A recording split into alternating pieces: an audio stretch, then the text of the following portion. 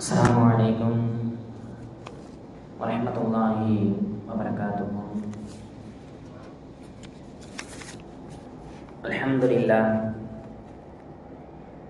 Alhamdulillahi rabbil alamin. Assalatu wassalamu ala rasulihil karim wa ala alihi wa sahbihi ajma'in, amma ba'd. A'udzu billahi minasy syaithanir rajim. Bismillahirrahmanirrahim. Innama sadaqatu lil fuqara'i wal muhajirin. Innama sadaqatu lil fuqara'i wal masakin wal 'amilin 'alaiha. Wa qala Rasulullah sallallahu alaihi wasallam, khasinu amwalakum bi zakati bada'u amradakum bi sadaqah. புகழ் அனைத்தும் அல்லாஹ் ஜல்ல ஷானஹு தஆலா ஒருவனுக்கு உரித்தாகட்டுமாக. சாந்தியும் சமாதானமும் அன்பும் கருணையும் அகிலத்தின் அருள்படை அண்ணலம் பெருமானார் ரசூலுல்லாஹி ஸல்லல்லாஹு அலைஹி வஸல்லம் அவர்களின் மீதும், அவர்களை சற்றும் பிசராமல் பின்பற்றி வாழ்ந்து வந்த உத்தம சத்திய சஹாபாக்கள், தாபீன்கள், தபா தாபீன்கள், நாதாக்கள், ஷஹதாக்கள், நல்லடியார்கள், குறிப்பாக நாம் நம்மை சார்ந்தோர் அனைவரும் மீதும் எல்லாம் வல்ல ரப்பல் ஆலமீன் புனிதமிக்க இந்த ரமலானுடைய நாட்களில், இந்த ஜும்ஆவுடைய நாளில் நாம் செய்யக்கூடிய அமல்களை அல்லாஹ் தஆலா ஏற்றுக்கொள்வானாக. நாம் செய்யக்கூடிய துஆக்களை அல்லாஹ் தஆலா அங்கீகரிப்பானாக.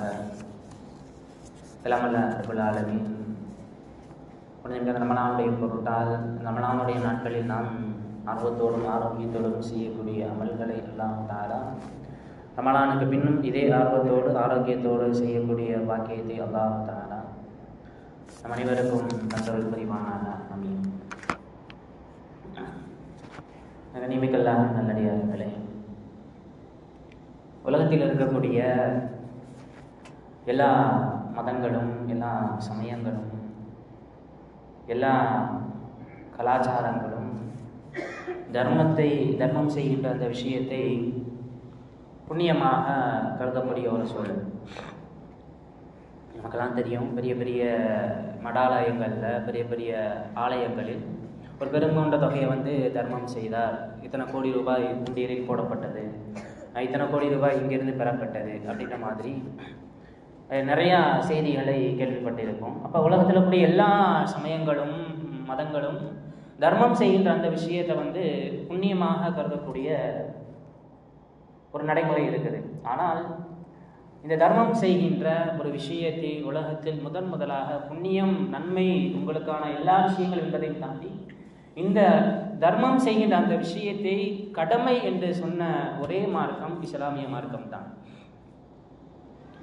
கடமை அப்படின்னா நாம் நினச்சிக்கிட்டு இருக்கோம் ஜகாத் அப்படின்றது வெறும் ரசூல் ஸல்லல்லாஹு அலைஹி வஸல்லம் காலத்துக்கு பின்னால் கடமையாக்கப்பட்டது அப்படின்னு நாம் நினச்சிக்கிட்டு இருக்கோம்.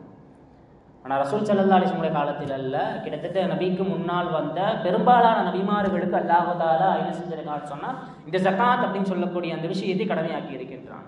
இப்ராஹிம் அலைஹிஸ்ஸலாமுடைய வரலாற்றை சொல்லுகின்ற ரப்பல் ஆலமீன், இப்ராஹிம் அலைஹிஸ்ஸலாம் அவர்கள் அகாம ஸலாத, தொழுகையை நிலைநாட்டக்கூடியவராக இருந்தார், ஆத்த ஜகாத்த, ஜகாத்தை கொடுக்கக்கூடியவராக இருந்தார் அப்படின்னு அல்லாஹ் தஆலா வரலாற்றை சொல்லுவான். அவங்களுடைய மகன் இஸ்மாயில் அலைஹிஸ்ஸலாம் அவங்களை எடுத்துக்கிட்டோம்னா, இஸ்மாயில் வகான யஅமுரு அஹ்லஹு பிஸ்ஸலாத்தி வஸகாத்தி, இஸ்மாயில் அலைஹிஸ்ஸலாம் அவர்கள் தன்னுடைய குடும்பத்தினர்களை தொழுகையை கொண்டும் ஜகாத்தை கொண்டும் ஏவக்கூடியவராக இருந்தார். அப்படியே நிறைய வரலாறுகளை படித்து பார்த்தோம். குர்ஆன்ல அல்லாஹ் தஆலா சொல்லியிருக்காங்க. நபி ஈசா அலைஹிஸ்ஸலாம் அவங்கள குறித்து சொல்லும் பொழுது, அவுசானி பி ஸலாத்தி வ ஸகாத்தி மா தும்து ஹய்யா, என்னை சின்ன குழந்தையா இருக்கும் போதே ஈசா அலைஹிஸ்ஸலாம் அவங்க சொன்னாங்களா, தொட்டில் குழந்தையாக பேசி அந்த வாக்கியத்தை அல்லாஹ் தஆலா குர்ஆன்ல சொல்லும் பொழுது, ஜஅலனி நபியா, அல்லாஹ் தஆலா என்னை நபியா ஆக்கி இருக்கின்றான், வாதானியல் கிதாப, எனக்கு அல்லாஹ் தஆலா வேதத்தை கொடுத்திருக்கிறான், தொட்டில் குழந்தையாக இருக்கின்ற பொழுது அல்லாஹ் தஆலா அவங்களை நபியாக தேர்ந்து விட்டான், அவர்களுக்கு வேதத்தை அல்லாஹ் தஆலா வழங்குவதற்கு தயார் செய்து வைத்து விட்டான். வௌசானி பி ஸலாத்தி வ ஸகாத்தி மா தும்து ஹய்யா, நான் உயிரோடு இருக்கின்ற காலமெல்லாம் தொழுகையையும் ஜகாத்தையும் நான் நிறைவேற்ற வேண்டும் என்று என்னுடைய இறைவன் எனக்கு வசியத்து செய்தான் என்று ஈசா அலைஹிஸ்ஸலாம் அவர்கள் தொட்டில் குழந்தையாக இருக்கின்ற பொழுது ஜகாத் குறித்து அவர்களுடைய சமூகத்திற்கு சொல்லிக் கொடுத்தார்கள். பனீ இஸ்ரவேலர்கள் இதஹதல்லாஹு மீசாக பனி இஸ்ராஈல, பனி இஸ்ரவேலர்களிடத்தில் அல்லாஹு தாலா ஒரு ஒப்பந்தத்தை எடுத்தான். அபில் வாலிதைன், பெற்றோர்கள்ட்ட நீங்க ஒழுங்கா நடந்துக்கணும், அண்டை வீட்டார்கள்ட்ட ஒழுங்கா நடந்துக்கணும். அதே போன்று பகாம ஸலாத்த வ அத்து ஸகா, நீங்கள் தொழுகையை நிலைநாட்ட வேண்டும், ஸகாத்தை கொடுக்க வேண்டும் என்று பனி இஸ்ரவேலர்களிடத்தில் அல்லாஹு தாலா ஒப்பந்தம் எடுத்ததாக குர்ஆன் அல்லாஹு தாலா சொல்லுவான்.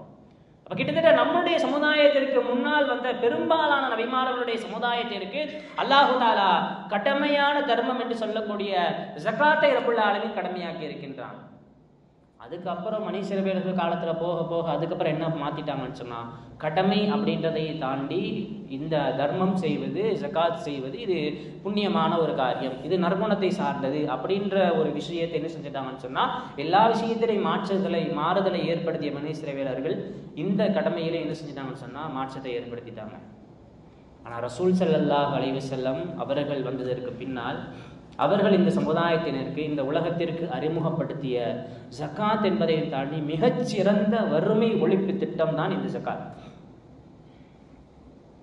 ஸகாத்னா நாம நினைச்சுக்கிட்டு இருக்கிறோம் ஏதோ ஒரு பெருங்கொண்ட ஒரு கஷ்டமான காரியமா நம்ம பார்த்துக்கிட்டு இருக்கிறோம்.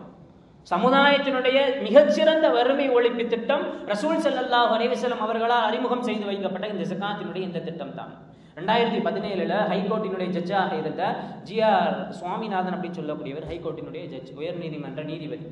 அவர் ஒரு ஆர்டிக்கல் எழுதினார், பொருளாதார சம்பந்தமாக மிகச்சிறந்த ஆர்டிக்கல். அந்த ஆர்டிக்கல் அவர் எழுதுறாரு, உலகத்துல எல்லா புரட்சிகளும் வந்துருச்சு, அரசியல் ரீதியான புரட்சிகள் வந்துருச்சு, அதே மாதிரி அடிமைத்தனம் ரீதியான புரட்சிகள், நிற வேறுபாடு, இன பாகுபாடு சம்பந்தப்பட்ட எல்லா புரட்சிகளுக்கும் தீர்வு காணப்பட்டு விட்டது. ஆனால் இன்னும் பொருளாதார நிலை ஏற்றத்தாழ்வு இதுல மட்டும் இன்னும் உலகம் தீர்வு காணப்படவில்லை. கொஞ்சம் உலகத்தில் இருக்கக்கூடிய பிரச்சனைகளுக்கான அடிப்படை காரணத்தை பார்த்தீங்கன்னா தெரியும். எங்க ஆரம்பிக்கும்னா பொருளாதார ஏற்றத்தாழ்வோட தான் ஆரம்பிக்கும். அப்ப அந்த சுவாமிநாதன் சொல்லக்கூடிய அந்த ஜட்ஜி தன்னுடைய கட்டுரையில் எழுதுறாரு, இந்த பொருளாதார சமநிலை தான் இதுவரைக்கும் உலகத்துல எல்லாத்துக்குமே தீர்வு காணப்பட்டாச்சு, இதற்கு இன்னும் தீர்வு காணப்படவில்லை. இதை அடிப்படையாக வைத்துதான் உலகத்துல போராட்டங்களும் புரட்சிகளும் அதிகமாக நடைபெற்றுக் கொண்டிருக்கின்றது. இதற்கான தீர்வு இன்னும் காணப்படவில்லை. ஆனால் இதற்கான தீர்வை 14ஆம் நூற்றாண்டிற்கு முன்னிருந்தே, கிட்டத்தட்ட 1400 ஆண்டுகளுக்கு முன்னால் சமுதாயத்திற்கு மிகச்சரியான ஒரு திட்டத்தை வகுத்து கொடுத்தவர் முஹம்மது நபி ஸல்லல்லாஹு அலைஹி வஸல்லம் அவர்கள். அவர்களுடைய திட்டத்தை உலகம் முழுக்க நடைமுறைப்படுத்தினால் நிச்சயமாக பொருளாதார சமநிலை உலக அழிவு நாள் வரைக்கும் நடைபெறும் அப்படின்னு சொல்லிட்டு அந்த சுவாமிநாதன் அப்படின்ற ஜட்ஜி தன்னுடைய கட்டுரையில எழுதியிருந்தார். இவ்வளவு கடமையாக சொல்லப்பட்டிருக்கின்ற ஒரு அமல், ஒரு கடமையாக்கப்பட்ட ஒரு விஷயம், மற்ற நபர்களால் சரியான விதத்தில் புரிந்து கொள்ளப்பட்ட இந்த ஸகாத் என்று சொல்லக்கூடிய இந்த திட்டம் நம்ம கொடுத்துக்கிட்டு இருக்கோம் வருஷம் வருஷம். ஆனா இந்த பொருளாதார சமநிலையை நம்ம சமுதாயத்தில் நாம ஏற்படுத்தி இருக்கின்றோமா? குறிப்பாக நம்முடைய ஊர், நம்ம மஹல்லால பொருளாதார சமநிலை ஏற்பட்டிருக்கான்னு நம்ம பார்க்கணும். பொருளாதார சமநிலை ஏற்படவில்லை என்று சொன்னால் நாம் இன்னும் சரியான முறையில் ஸகாத்தை நிறைவேற்றவில்லை என்று அர்த்தம். ஸகாத் நாம கொடுத்துட்டோம், எல்லாருமே சரியான முறையில் நிறைவேற்றிட்டோம்னா கண்டிப்பா நம்ம மஹல்லால பணக்காரன் ஏழை என்ற பாகுபாடு இருக்காது. அப்படி இருக்குன்னா இன்னும் நம்ம ஸகாத்தை சரியான முறையில் நிறைவேற்றல அப்படின்னு அர்த்தம். குர்ஆன்ல அல்லாஹ் தஆலா 27 இடங்கள்ல ஸகாத்தையும் தொழுகையையும் சேர்த்து சொல்லி இருக்கின்றான். 30 இடங்களில் ஸகாத் என்கின்ற வார்த்தையை மட்டும் தனியாக அல்லாஹ் தஆலா சொல்லி இருக்கின்றான். குர்ஆன்ல ஒரு சில விஷயங்களை நாம் எடுத்து பார்த்தா தெரியும். இப்னு கஸீர் ரஹ்மத்துல்லாஹி அலைஹி தங்களுடைய தஃப்சீர் கிதாபுகள் எழுதுவாங்க, அல்லாஹ் தஆலா குர்ஆன்ல ஒரு 2 விஷயங்களை 3ஆக சேர்த்து அல்லாஹ் தஆலா சொல்லி இருப்பாங்க. முதல் விஷயம் அகீமு ஸலாத வ ஆத்து ஸகா, நீங்க தொழுகையை நிலைநாட்டணும், ஸகாத்தையும் கொடுக்க வேண்டும். இரண்டாவதாக நிஷ்குருளி வழிவாடிதேகி, எனக்கு நீங்க நன்றியுடைய அடியானாக இருக்க வேண்டும், அதே போன்று உங்களுடைய பெற்றோருக்கும் நீங்கள் நன்றியுடைய அடியானாக இருக்க வேண்டும். அடுத்ததாக ஐன் ஷக்கர்தும் லஅஸீதன்னகும், நீங்க எனக்கு நன்றியுடைய அடியானாக இருங்க, நான் உங்களுக்கு அதிகப்படுத்தி தருகின்றேன். கிதாபுகள் எழுதுவாங்க. இந்த 3 விஷயம் அல்லாஹ் தஆலா ஒன்று சேர்த்து சொல்லி இருக்கிறான். அத்தியுல்லாஹ் வத்தியுர் ரசூல, நீங்கள் அல்லாஹ்வுக்கும் ரசூலுக்கும் அடிபணிந்து நீங்கள் வாழ வேண்டும். இந்த விஷயங்கள் எல்லாம் அல்லாஹ் தஆலா ஒன்னா சேர்த்து சொல்லி இருக்கிறான். மன் ஃபாரக பைனஹுமா, இந்த ஸகாத்திற்கும் தொழுகைக்கும் மத்தியில ஒருத்தர் பிரிவினை காட்டுகின்றார். பிரிவினை காட்டுறதுனா என்ன? ஒருத்தருக்கு சரியான முறை 5 வக்து தொழுகையை, நல்ல நஃபிலான வணக்கங்கள், எல்லா இபாதத்துகளையும் சரியா நிறைவேற்றுறார். ஆனா வலம் யுத்தி ஸகாத்தஹு, அவர் ஸகாத்தை கொடுக்கவில்லை. அதே மாதிரி ஒரு ஆளு அல்லாஹ்க்கு ரொம்ப நன்றியுடைய அடியானா இருக்கிறார், ஆனா பெற்றோர்கள்ட்ட அவர் நன்றி செலுத்த மாட்டேங்கிறார். ஒரு ஆள் அல்லாஹ்வுக்கு மட்டும் கட்டுப்படுவேன், நான் ரசூலுக்கு கட்டுப்பட மாட்டேன் என்று 2 விஷயங்களுக்கு மத்தியில் பிரிவினை ஒரு மனிதர் ஏற்படுத்தி விட்டார் என்றால் அவர் செய்த இன்னொன்று அல்லாஹ் தஆலா ஏற்றுக்க மாட்டானா. தொழுகையை சரியானவரை நிறைவேற்றுகிறாரு, ஜகாத்து கொடுக்கல என்றால் வலம் யக்பலல்லாஹு மின்ஹு ஸலாத்தஹு, அவருடைய தொழுகை அல்லாஹ் தஆலா ஏற்றுக்கொள்ள மாட்டான். இஸ்லாம் கடமையாக்கி இருக்கின்ற 5 கடமைகளும் தனித்துவமான கடமைகள். அது தனி மனித நலன் என்பதையும் தாண்டி இந்த 5 கடமைகளும் சமூக நலனில் கட்டமைக்கப்பட்ட கடமைகள் தான் இஸ்லாத்தினுடைய 5 கடமைகள். அந்த 2.5% நம்மள்ட்ட இருக்கக்கூடிய 2.5% அது நம்மளுடைய பங்கு கிடையாது.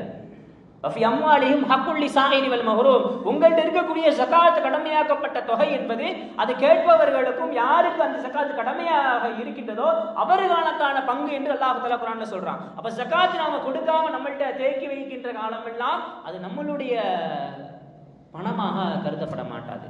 ஃபர்ஸ்ட் நாம சம்பாதிக்கிறது நம்மளுடைய காசே கிடையாது. அல்லாஹ் தஆலா எல்லா வசனங்களையும் செல்வம் சம்பந்தமான பொருளாதாரம் சம்பந்தமாக சொல்லி இருக்கின்ற எல்லா வசனங்களையும் எடுத்து பார்த்தா தெரியும். வான்ஃபிகு மிம்மா ரஸக்னாகும், நாம் ரிஸ்க் அளித்த விஷயத்திலிருந்து நீங்கள் செலவழிக்க வேண்டும். என்னைக்குமே பொருளாதார சம்பந்தப்பட்ட விஷயத்துல இது என்னுடைய பணம், இது நான் என்னுடைய சம்பாத்தியத்தில் வந்தது, நான் சேமித்து வைத்த பணம் என்று என்னைக்குமே அந்த பொருளாதார விஷயத்தில் நமக்கு அந்த எண்ணம் வரக்கூடாது. இது அல்லாஹ் கொடுத்து இருக்கின்ற பொருளாதாரம். இந்த பொருளாதாரத்துல ஜகாத் கொடுப்பதற்கு நாம் தகுதியானவர்களாக இருந்தால் ஜகாத் எவ்வளவு கொடுக்கணுமோ அது நம்மளுடைய பணம் கிடையாது, அது அடுத்தவர்களுடைய ஹக், அவர்களிடத்தில் கொண்டு போய் சேர்க்க வேண்டிய பங்கு என்று குர்ஆன் நமக்கு சொல்லி தருகின்றது. நாம் என்ன நினைச்சிட்டோம் அப்படின்னு சொன்னா, ஜகாத்துனா ஒரு சில்லறைகளா மாத்தி வழிவாசலுக்கு வெளியே யாசகம் கேட்கக்கூடியவங்களுக்கோ அல்லது நமக்கு பிரியமானவர்களுக்கு கொண்டு போய் நோம்பு நேரத்தில் மட்டும் ஒரு தொகையை கொடுக்கறது நாம ஜகாத்து நினைச்சுக்கிட்டு இருக்கிறோம். ஜகாத் என்பது கணக்கிடப்பட வேண்டும்.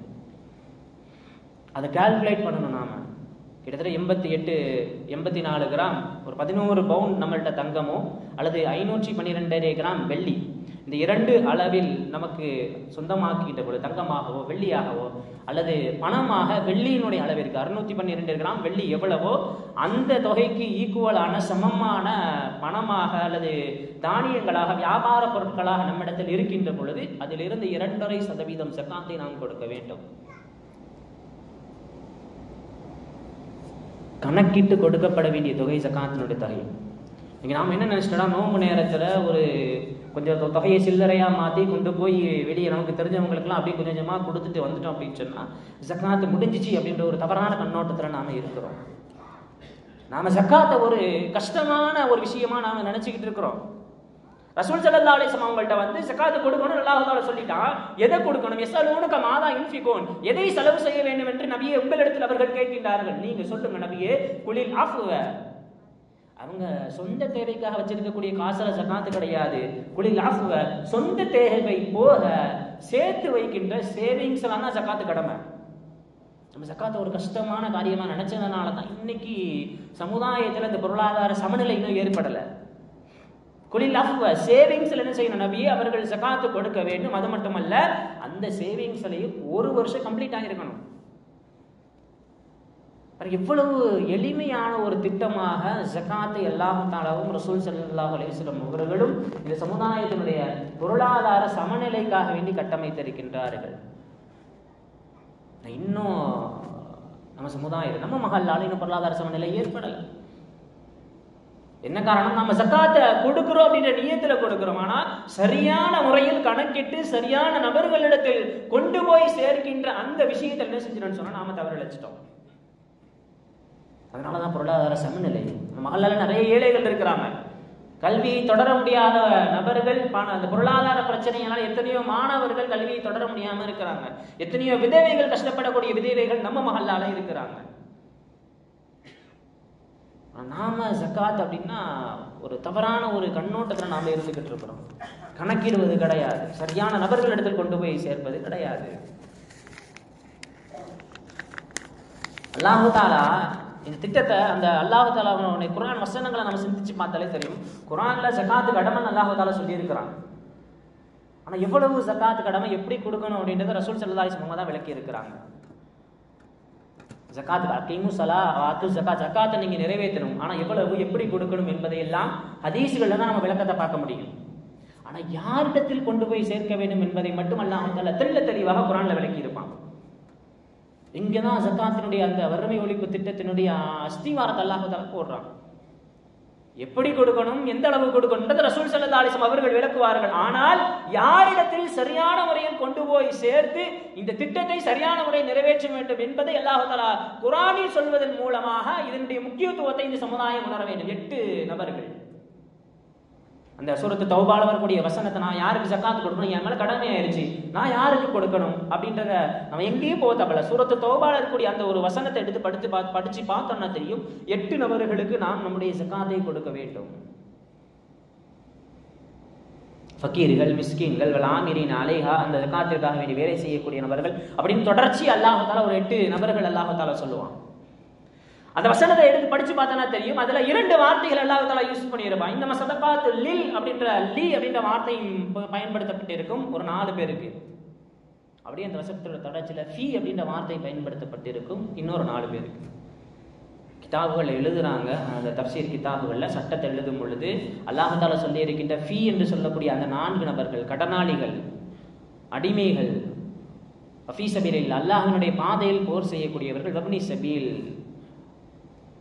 வேற ஊர்ல இருந்து வந்து தங்களுடைய பொருளாதாரத்தை இழந்த நபர்கள். இந்த 4 பேருக்கும் என்ன செய்யணும், நம்ம ஜக்காத்து பொருளில் கொஞ்சம் முக்கியத்துவம் கொடுக்க வேண்டும். ஏன்னா கடனாளிகளே இல்லாத சமுதாயத்தை உருவாக்குவதுதான் இந்த ஜக்காத்தினுடைய அந்த திட்டத்தினுடைய நோக்கம். ஜக்காத் என்பது நாம கொடுக்கிறோம் என்பதையும் தாண்டி நாம கொடுக்கக்கூடிய நபரை அவர் ஜக்காத்து கொடுப்பதற்கு தகுதியுடையவராக மாற்ற வேண்டும் என்பதுதான் ஜக்காத்தினுடைய அடிப்படை நோக்கம். நம்ம சமுதாயத்துல கொடுக்கிறவங்க கொடுத்துக்கிட்டே இருக்கிறாங்க, வாங்குறவங்க வாங்கிட்டே இருக்கிறாங்க. ஜக்காத்தினுடைய அடிப்படை நோக்கமே அதான். ஜக்காத்து பெற தகுதியானவரை அவரிடத்தில் கொண்டு போய் ஜக்காத்தை கொடுத்து அடுத்த வருடம் அவர் ஜக்காத்து கொடுப்பதற்கு தகுதியுடையவராக மாற்ற வேண்டும். இதுதான் திட்டத்தினுடைய நோக்கம். ஜக்காத்தினுடைய சட்டங்கள் எல்லாம் நிறைய கிதாபுகள் எழுதியிருக்கிறாங்க. நாம என்ன நினைச்சிட்டோம்னு சொன்னா, ஏதோ ஒரு ஜக்காத் அப்படின்னா ஏதோ நாம கொடுத்துட்டோம் அதோட முடிஞ்சு அப்படிங்கிறது கிடையாது. தம்லீக்கு தூ மன்ஃபா, நாம் ஒரு ஆளுக்கு ஜக்காத்து கொடுக்குறோம் அப்படின்னு சொன்னா அவர் அந்த செல்வத்தை சொந்தமாக்க வேண்டும், அந்த பொருளாதாரத்தின் மூலமாக அவர் பிரயோஜனம் அடைய வேண்டும். யாரோ தெரியாத நபருக்கு எங்கோ இருந்து கேட்டார்கள் என்பதற்காக கொடுத்து விட்டோம் என்று அல்லாஹ் தஆலா அவருக்கு பதில் சொல்ல முடியாது. நாம ஜக்காத்து கொடுக்கிறோம் அப்படின்னு சொன்னா அந்த ஜக்காத்தை அவருக்கு அந்த ஓனர்ஷிப் போகணும், அவருக்கு சொந்தமாக்க வேண்டும். அந்த செல்வத்தை, அந்த செல்வத்தின் மூலமாக, அந்த தொகையின் மூலமாக எதை கொடுக்கின்றோமோ அதன் மூலமாக அவர் பிரயோஜனம் அடையக்கூடியவராக மாற வேண்டும். இதெல்லாம் ஜக்காத்துல நாம கவனிக்கணும்.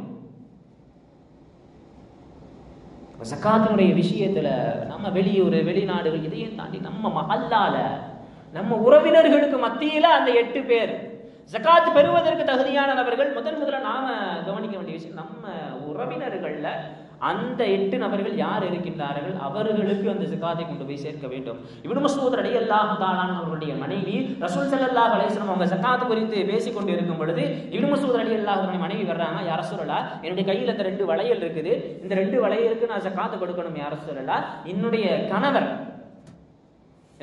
ஜக்காத்து பெறுவதற்கு தகுதியாக இருக்கின்றார், அவருக்கு நான் அந்த ஜக்காத்தை கொடுக்கலாமா?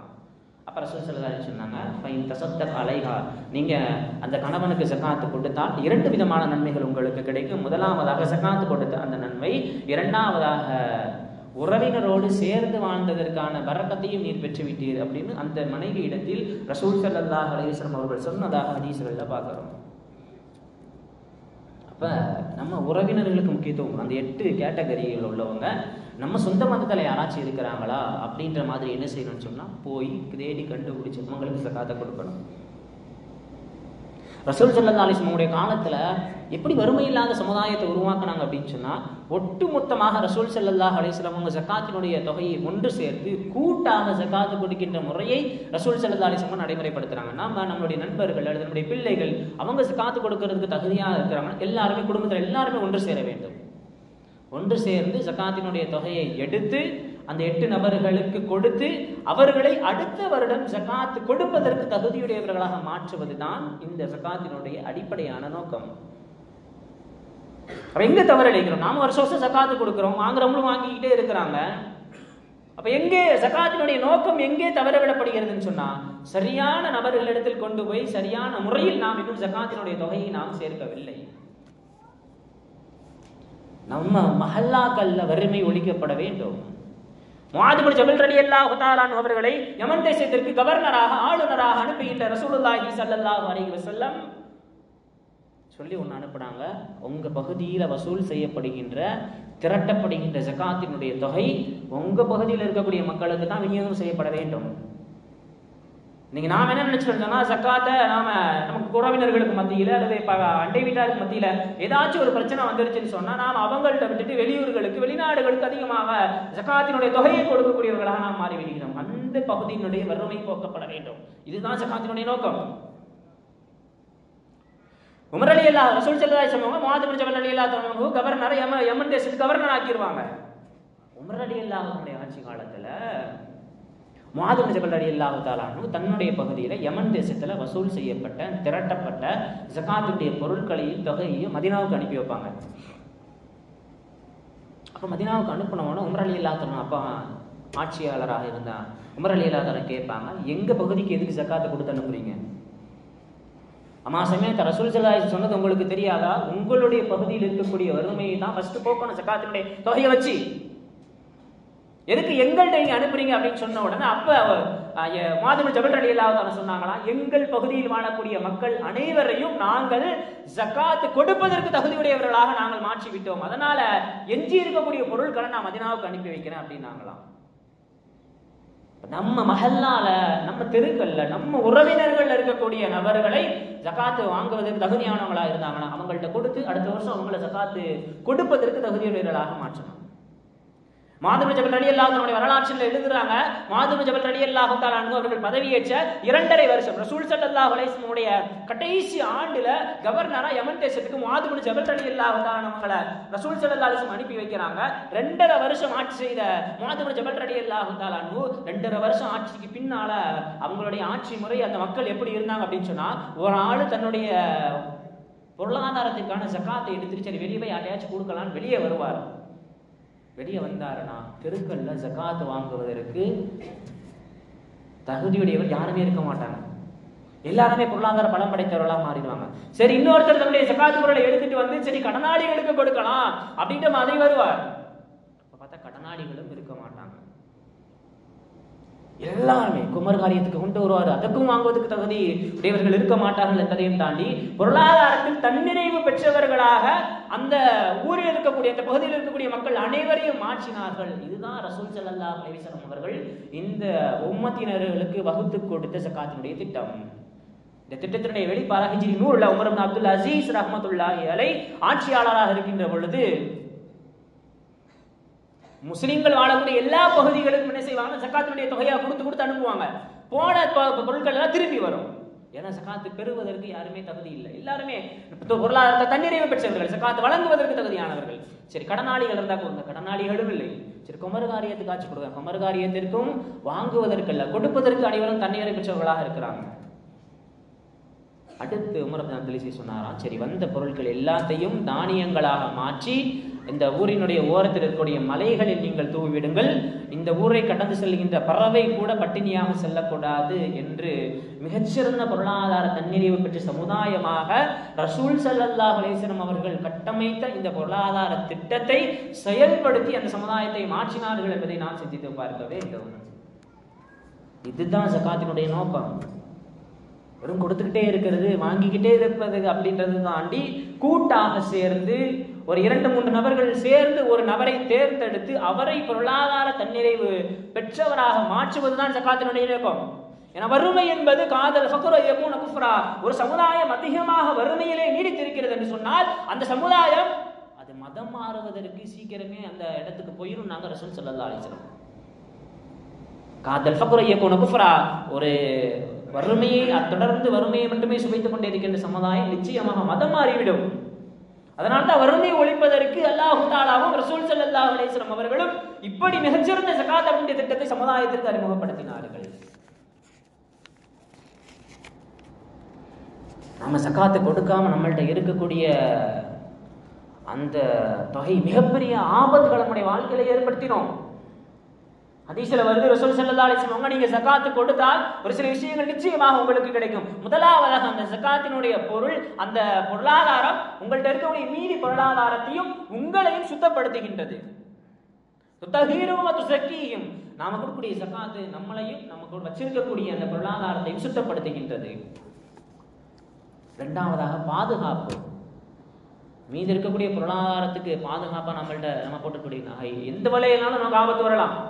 நோயின் மூலமாக அல்லது நம்ம ஒரு பொருளை இன்வெஸ்ட் பண்ணியிருப்போம், திடீர்னு அந்த கம்பெனி திவாலாவதற்கு காரணம் நாம ஜகாத் சரியான முறையில் நிறைவேற்றிருக்க மாட்டோம்.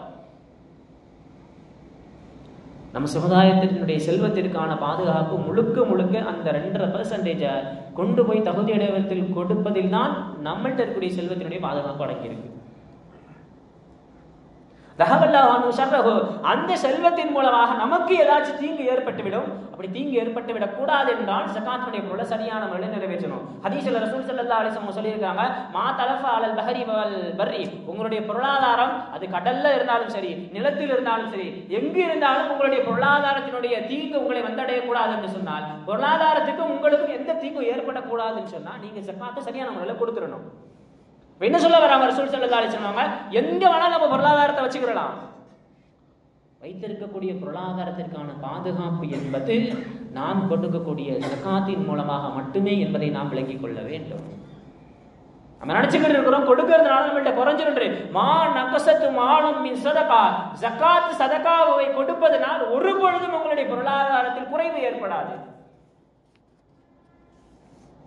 அப்படி ஜகாத்து கொடுக்காம நாம தேக்கி வைக்கின்ற பொழுது ஒரு மனிதன் மனஅமின ஜகாதி, ஜகாத்தை கொடுக்காம அந்த மனிதன் தேக்கி வைக்கிறான் என்று சொன்னால், மனஅல்லாஹு ஹிஃபுல்லா மினல் ஆஃபாதி. அந்த ஜகாத்தின் மூலமாக, அந்த தேக்கி வைக்கக்கூடிய பொருளாதாரத்தின் மூலமாக, ஜகாத்து கொடுக்காம சேர்த்து வச்சுக்கிட்டே இருக்கிறாரு. அப்படி சேர்த்து வச்சுக்கிட்டே இருக்கும் பொழுது ரசூல் ஸல்லல்லாஹு அலைஹி வஸல்லம் சொல்லியிருக்காங்க, மனஅல்லாஹு ஹிஃபுல்லா மினல் ஆஃபாதி. அந்த பொருளாதாரத்தின் மூலமாக அவனுக்கு வரக்கூடிய ஆபத்துகளை தடுப்பதிலிருந்து அல்லாஹ் தஆலா தவிர்த்து கொள்வான். நம்ம ஜகாத் கொடுக்கல, நம்ம பொருளாதாரத்தின் மூலமாக நமக்கு என்ன ஆபத்து வருதோ அதை அல்லாஹ் தடுக்க மாட்டான். மனஅமின சதகா, சதகா நாம் கொடுக்கவில்லை என்றால் மனஅல்லாஹு மினல் ஆஃபியா, நம்மளுடைய உடலில் ஆரோக்கியத்தை அல்லாஹ் தஆலா தடுத்து விடுவான். நம்ம நோய்வாய்ப்படுறோம், திடீர்னு நமக்கு நோய் வருது, செலவுகள் ஏற்படுது, அந்த ஆப்ரேஷன் அப்படி பண்ணணும் இப்படி பண்ணணும்னு நம்ம திடீர்னு நம்ம வாழ்ந்துக்கிட்டு இருக்கும் பொழுதே மருத்துவத்தில் பெரிய செலவுகள் வரும். அப்போ நம்ம யோசிச்சு பார்க்கணும், நாம நம்முடைய செல்வத்திற்கான சகாத்தையும் செல்வத்திற்கான சதகாவையும் சரியான முறையில் நாம் நிறைவேற்றி இருக்கின்றோமா? ஹதீஸ்ல ரசூல் ஸல்லல்லாஹு அலைஹி வஸல்லம் சொல்லி இருக்கிறாங்க, ஹஸ்ஸினு அம்வாலக்கும். உங்களுடைய பணத்தை, உங்களுடைய பொருளாதாரத்தை, செல்வத்தை நீங்கள் பாதுகாத்துக் கொள்ளுங்கள் பிஸ்ஸகாத்தி, ஜகாத்தை கொண்டு. நம்முடைய செல்வத்தினுடைய பாதுகாப்பு எங்க இவ்வளோ செக்யூர்டான எந்த அக்கௌண்ட்ல போய் வச்சாலும் அதற்கான பாதுகாப்பு என்பது ஜகாத்தின் மூலமாகத்தான். அதாவும் அம்ராதக்கும், உங்களுக்கு ஏற்படுகின்ற நோய்க்கான ட்ரீட்மெண்ட் எதுன்னு சொன்னா பிஸ்ஸதகா, நீங்கள் கொடுக்கக்கூடிய சதகாவின் மூலமாக உங்களுடைய நோய்க்கு நீங்கள் நிவாரணத்தை மருந்திட்டுக் கொள்ளுங்கள் அப்படின்னு ரசூல் ஸல்லல்லாஹு அலைஹி வஸல்லம். சமுதாயத்தினுடைய வறுமை, நாளைக்கு மறுமையில நரகத்துல இருந்து ஹரீஷ் அப்படின்ற ஒரு தேள் வெளியாகுமா. தூளுகு மாபைன் அல் மஷ்ரிக் வல் மக்ரிப், அதனுடைய நீளம் பாத்தீங்கன்னா மேற்குக்கும் கிழக்கிற்கும் இருக்கும். அரலுகு, அதனுடைய அகலம் பாத்தீங்கன்னா வானத்திற்கும் பூமிக்கும் மத்தியில இருக்கும். இப்போ ஜிப்ரீல் அலைஹிஸ்ஸலாம் அந்த தேள்கிட்ட கேட்பாங்களா, மாதா தெரியுது எங்க போற அப்படிங்கிறது. இல்லை, நான் தான் உலகத்தில் இப்னு ஆதமுடைய மகன், அவன் லம் யுத்தி ஜகாத்தகு சதகா, தன்னுடைய பொருளாதாரத்தை இந்த ஜகாத்தையும் சதகாவையும் கொடுக்காமல் சேமித்து வைத்தானே, அந்த பொருளாதாரம் தான் நான், அவனை நோவினை செய்வதற்காக நான் சென்று கொண்டிருக்கிறேன் என்று ஜிப்ரீல் அலைஹிஸ்ஸலாம் அவர்களிடத்தில் பதில் சொல்லிவிட்டு போய் கியாமத் நாள் வரைக்கும் அந்த மனிதனை நோவினை செய்து கொண்டே இருக்கும் அப்படின்னு கிதாபுகள்ல ரசூல் ஸல்லல்லாஹு அலைஹி வஸல்லம் சொன்ன ஹதீஸ்களை நம்ம பார்க்க முடியும். ஜகாத் சதகா சரியான முறையில் நிறைவேற்றப்பட வேண்டும் சமுதாயத்தில். அப்பதான் பொருளாதார சமநிலை ஏற்படும். அதே மாதிரி கொடுக்கிற அந்த விஷயங்கள் முடிந்த அளவிற்கு மறைமுகமாக கொடுக்க வேண்டும். மலக்குமார்கள் அல்லாஹ் தஆலா பூமியை படைச்சோன்னா பூமி அசைஞ்சிச்சான். அப்போ மலை அல்லாஹ் தஆலா படைச்சான். இப்போ மலக்குமார்கள் பேசிக்கிட்டாங்களே, அல்லாஹ் எவ்வளோ பெரிய மலையை நீ படைச்சிருக்கிற. அல்லாஹ் தஆலா சொன்னான்னா, இதை விட அசத்து மின்பு கடுமையான ஒன்று நான் படைச்சிருக்கிறேன். என்ன, இரும்பை நான் படைத்திருக்கின்றேன். ஏன்னா எவ்வளவு இரும்பை எவ்வளோ கடுமையாக நீ படைச்சிருக்கிற. இல்லை, அதை விட நான் கடுமையான ஒன்றை படைச்சு, நெருப்பு, இரும்பை உருக்கி விடக்கூடிய நெருப்பை நான் படைத்திருக்கின்றேன். மண்பு அசத்து, இதை விட கடுமையானது என்ன, நெருப்பை அணைக்கக்கூடிய நீரை நான் படைத்திருக்கின்றேன். இதை விட கடுமையான அசத்து மின்பு, இதை விட பிரம்மாண்டமான படைப்பை என்ன, நெருப்பை அணைக்கக்கூடிய நீரை நான் படைத்திருக்கின்றேன். சரி, இதை விட பிரம்மாண்டமான படைப்பு என்ன? நீரை அல்லாஹ் தஆலா நாடுகின்ற இடத்திற்கு நீரை அசைக்கக்கூடிய அலைகளாக ஏற்படக்கூடிய காற்றை நான் படைத்திருக்கின்றேன். இப்போ மலக்குமார்கள் எல்லாட்ட கேட்டாங்களாம், இதை விட கடுமையானது அசத்து, இதை விட மிக கடுமையான படைப்பு எது இருக்குதான்? இப்னு ஆதம் தசத்தக, ஆதமுடைய மகன் சதகா செய்கின்றான். அவனுடைய வலது கரத்தால் கொடுக்கக்கூடிய சதகாவும் ஜகாத்தும் அவனுடைய இடது கரத்திற்கு தெரியவில்லை என்றால், நான் படைத்திருக்க படைப்புகள் எல்லாத்தையும் விட அசத்து மின், இதுதான் மிகச்சிறந்த படைப்பு என்று அல்லாஹ் தஆலா மலக்குமார்களுக்கு மத்தியில் பேசிக் கொண்டிருப்பானா. கொடுக்கின்றவன் நீங்கள் அதை மறைத்து அதை ஃபுகராக்களுக்கு, ஏழைகளுக்கு நீங்கள் செய்கின்ற பொழுது ஃபஹுவ கைருல் லக்கும், அது உங்களுக்கு மிகச்சிறந்த அமலாக மாறிவிடும். நம்ம எதை அல்லாஹ் தஆலாவுடைய பாதையில் செலவு செய்தாலும் நிச்சயமாக அதை திருப்பி கொடுப்பதற்கு அல்லாஹ் தயாராக இருக்கின்றான். பனி இஸ்ரவேலர்கள் காலத்துல ஒரு பஞ்சம், மிஸ்கின்கள் நிறைய பேர் இருக்கிறாங்க. அப்ப ஒரு பெண்மணி, அந்த பெண்மணி வீட்டில் கொஞ்சம் ஒரு சின்ன பேரிச்சம்பழம் இருக்குது, அந்த பேரிச்சம்பழத்தை பிச்சு வாயில வச்சுட்டாங்க. அந்த பெண்மணி ஃபைந்தஹா பாபர், அந்த பெண்மணியுடைய வீட்டு வாசல்ல ஒரு மனிதர் யாசகம் கேட்கிறார். அப்போ அந்த பெண்மணி சரி வாயில வச்சுட்டோம், போய் கொடுத்துருவோம்னு சொல்லிட்டு அந்த வாயில இருந்ததை எடுத்து கொண்டு போய் என்ன செஞ்சாங்க, யாசகம் தர்மம் செஞ்சிடறாங்க.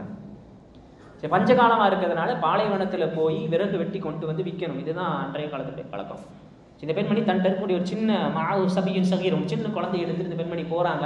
போய் விறகட்டிகிட்டே இருக்கும்பொழுது பாலைவனத்தில் திடீர்னு காத்து வந்துடுது. காத்து வந்து இந்த பெண்மணி தன்னை வரைப்பதற்காக நீ மூடிக்கொண்டிருந்த அந்த நேரத்துல ஒரு சின்ன அந்த சிறிய குழந்தைய ஒரு ஓனாய் கப்பிட்டு போயிருது. அப்போ அவுஹல்லாஹு ஜிப்ரீல் அலைஹிஸ்ஸலாம், ஜிப்ரீல் அலைஹிஸ்ஸலாம் உங்களுக்கு அல்லாஹ் தஆலா வஹி அறிவித்தானா, இந்த பெண்மணி என்னுடைய யாசகன் வீட்டு வாசல்ல வந்து நிற்கும் பொழுது அந்த பெண்மணி வாயில வச்சு அந்த பேரிச்சம்பழத்தை சாப்பிடாம கொண்டு போய் யாசகம் கொடுத்துட்டாங்க. அதனால் அந்த கவ்வி கொண்டு போன ஓனாய், அந்த ஓனாய் வாயில அப்படியே அந்த குழந்தை இருக்க வேண்டும், மீண்டும் அப்படியே கொண்டு வந்து அந்த குழந்தையை அந்த தாயிரத்தில் ஒப்படைக்க வேண்டும் என்று அல்லாஹு தஆலா ஜிப்ரீல் அலைஹிஸ்ஸலாம் அவர்களுக்கு வஹி அறிவித்தானா. அந்த பெண்மணி தன்னுடைய வாயிலிருந்து கொடுத்த ஒரு பேரிச்சம்பழம் தன்னுடைய குழந்தையினுடைய உயிரை அப்படியே ஓனாயினுடைய வாயிலிருந்து அல்லாஹ் தஆலா காப்பாற்றி கொண்டு வருகின்றான். இதுதான் நாம செய்யக்கூடிய தர்மத்தை அல்லாஹ் தஆலா அப்படியே நமக்கு திருப்பி கொடுக்கக்கூடிய முறை. சமுதாயத்தினுடைய ஸகாத் சரியான முறையில் கணக்கிட்டு சரியான நபர்களிடத்தில் கொண்டு போய் சேர்க்க வேண்டும், மறைமுகமாக கொண்டு போய் சேர்க்க வேண்டும். எதை கொடுத்தாலும் அல்லாஹ் தஆலா நமக்கு திருப்பி கொடுப்பான் என்கின்ற ஆழமான ஈமானோடு கொண்டு போய் சேர்க்கின்ற பொழுதுதான் ரசூல் ஸல்லல்லாஹு அலைஹி வஸல்லம் அவர்கள் கட்டமைத்த வறுமை இல்லாத சமுதாயமாக நம் சமுதாயத்தை மாற்ற முடியும். அப்படிப்பட்ட நன்மக்களாக அல்லாஹ் தஆலா நம் அனைவர்களை மாற்றி அருள் புரிவானாக. வாஹிரு தஅவானா அல்ஹம்துலில்லாஹி ரப்பில் ஆலமீன். அஸ்ஸலாமு அலைக்கும் வரஹ்மத்துல்லாஹி வபரகாத்துஹு.